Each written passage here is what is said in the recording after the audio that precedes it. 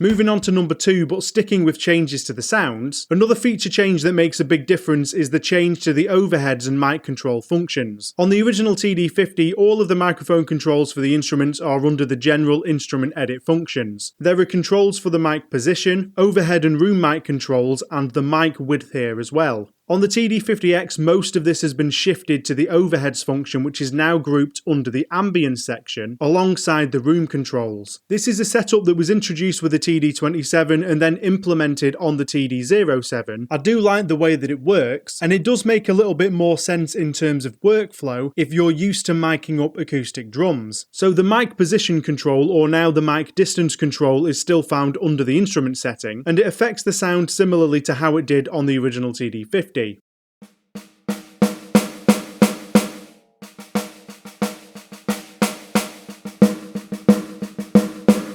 and from there the overhead controls do the rest in their own section, somewhat emulating what you can do with actual overhead microphones on an acoustic kit. You can change the microphone types to change the overall character of the overhead sound, you can change the overhead's distance and width, you can add extra processing to the overhead mics in the form of pre and post compression, limiting and various filters, and you can choose exactly how much of each drum makes it into the overheads with the sends. I'll go into depth on this feature in a future how to make Roland drums sound better video because it's a bit too much to cover here. I do think that it's great to have this function as you can do a lot more with it than the previous microphone controls on the original TD-50. The third change is that the room ambience function has also been given quite an overhaul. So previously you had 3 different ambience functions under the ambience menu: room, reverb and stereo enhancer. Now on the 50X you've just got the room function alongside the overheads giving some extra ambience depending on the microphone settings. The old room and reverb controls have been consolidated into one, but they've also added many more options. So there's the standard room ambience type which lets you change between different sized rooms, you can go from small room all the way up to middle hall, and you can change a few settings like the distance and the ambience time, but it's a pretty simple function overall that gives you decent results quickly.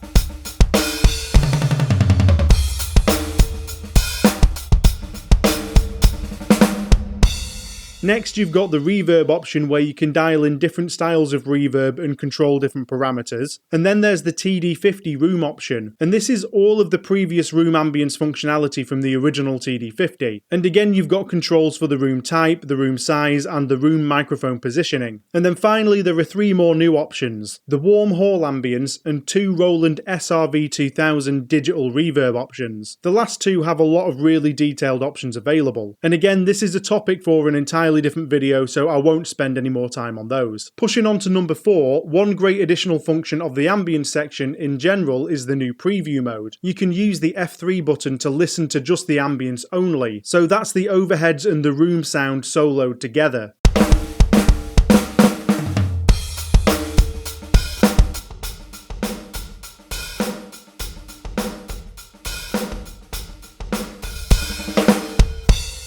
So that's a very welcome addition for people who like tweaking heavily. And speaking of kit tweaking, there are a few new additions that really help with the workflow here as well. The first of which, so number 5 on the list, is something that I've been wishing for since I started making kits that are very sample heavy. There's now a folder import option for sample imports. This is an absolute godsend for me because I've just released a pack called the EDW Originals Premium, and that contains 6 kits with 13 unique samples on each kit. For the original TD-50 and 27 versions, I had to import every one of those samples one by one, and every time I decided to make a tweak to the samples off the module, I had to do it again. So this saves me a lot of time. The way that the sample imports are handled in general is still pretty archaic for 2021, but it is a welcome improvement. As a side note, there's now also a sample gain option in the sample list menu, where you can boost the volume of a sample before the instrument volume controls. I noticed that the TD-27 had this, and I'm glad that they brought it over to the 50X as well. So if you've got a sample that's a bit quiet, you can boost it here rather than maxing out the pad volume settings. Number 6 is the addition of some extra layering controls. Both versions of the module have 5 layer types, but the original TD-50 had mix,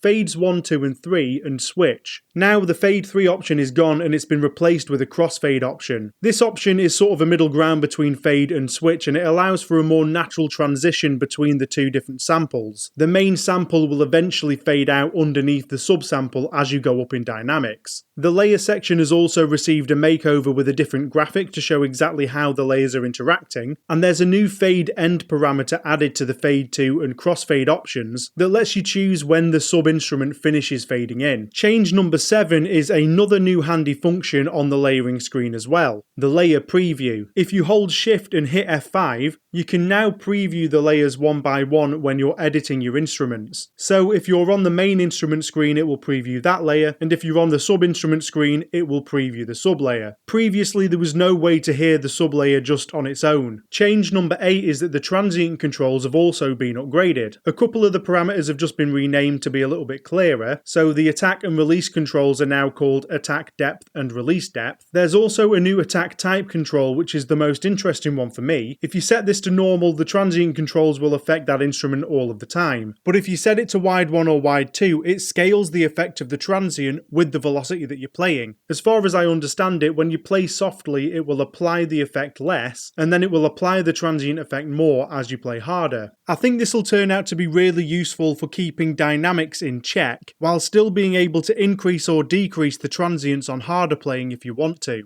And finally, the transient controls can now also be used on user samples, which they couldn't before. And there's now a new control called transient type for affecting how this works. I need to fully dive into exactly what you can do with it, so I might have to do an updated transient video in the future. Moving on to number 9, one of the biggest deals for me with the instrument controls is the ability to turn the snare strainer off on the acoustic style snares. I'm genuinely really happy that this is here. I made a video in the past about how to achieve this on the TD-50 by using a workaround with toms and samples, and it's always annoyed me that it's not been a built-in feature because it was on previous modules. So this opens things up for me a lot because I really enjoy playing snares with the wires off, and it will also let me make better versions of the snares off kits that I've made in the past.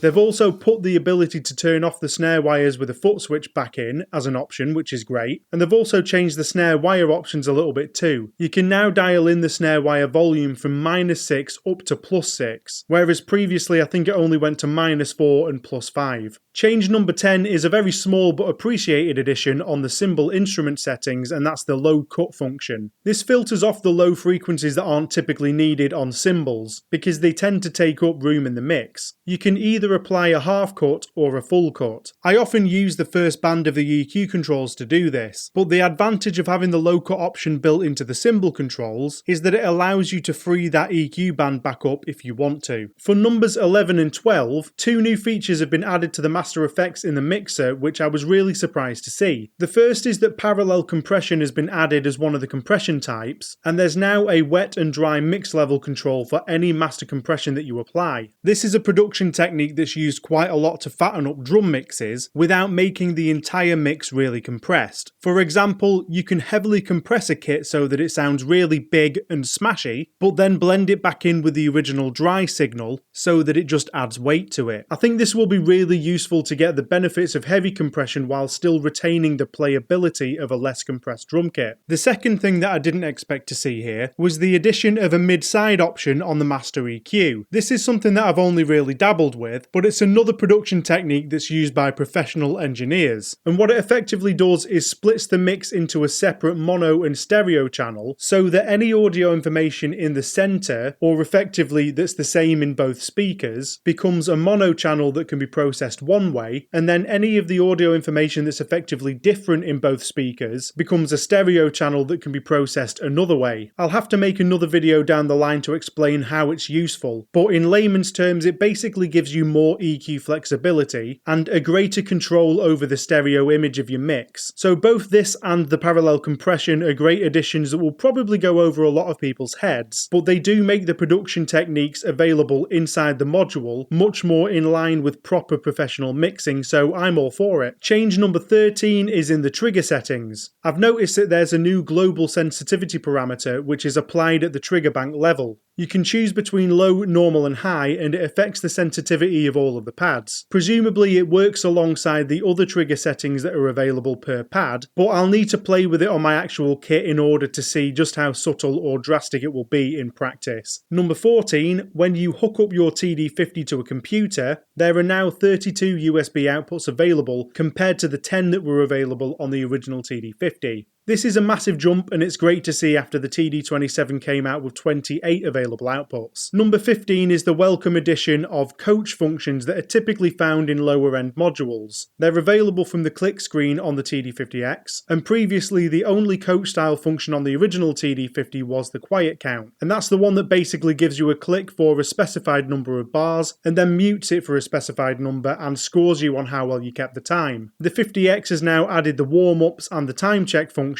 and that makes the coaching features a bit more fully fledged. It's not really something that I use often, but it's nice to have it in there. And that should be the end of the video, but I do have a few quickfire honourable mentions. So those go to a few extra songs in the internal song player, 8 extra multi-effect settings, new trigger settings for the VAD pads, and a V-edit layout setting where you can change the instrument screen back to the old TD-50 display order if you preferred how it looked. Now, have I missed any changes? Quite possibly. There were a few more than I thought there would be. So let me know in the comments if you've spotted any, and also let me know what you think about this upgrade, whether you've done it or not. Are the changes here improvements? Are there any that will drastically affect how you use the module? I'm hoping to start development on the ports of my old TD-50 packs over to the 50X soon. As you can probably imagine, things have been a little bit delayed, but in the meantime, don't forget to check out my store at thedrumworkshop.com if you want to see what kits are available, and if you haven't seen it yet, check out my recent video about how I'm handling the free upgrade process from the TD-50 packs to the new TD-50X ones. Some people have commented on that video saying that they're happy to pay for these upgrades, and if that's the case, I've got a link below where you can contribute if you wish to, but there's no obligation. Either way, enjoy the rest of your day, and I'll see you in the next video. Cheers!